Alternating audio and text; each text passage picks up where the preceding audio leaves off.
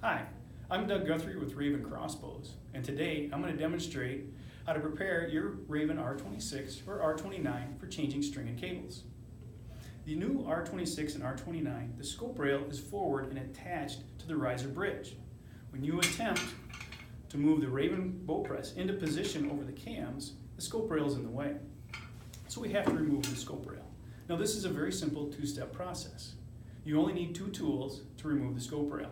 You need a 3/32 inch hex wrench and a 1/8 inch hex wrench. First step is remove the scope. Next step, we need to remove the cheek piece. Now this requires the 3/32 inch hex wrench. There's a screw on the top.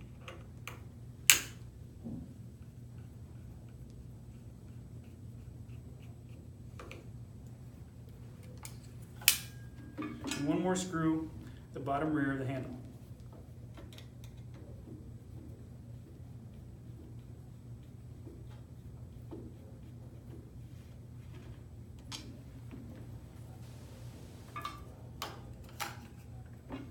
To remove the cheek piece, just simply grab it by the top and pull rearward. Next, we need to remove the scope rail. First thing we'll do is we're going to loosen the two rear screws on the scope rail. This will use a 1/8 inch hex. Just going to rotate it one turn. Now we want to remove the two screws in the front of the scope rail. This requires a 3/32 inch hex wrench. Simply remove one of the screws. Now these two screws are held in place by a bridge nut. Now that we removed one, we can take out the other, put your finger underneath the bridge to hold the bridge nut in place. After you remove the screw, the bridge nut simply falls out. Now we can remove the rear two screws.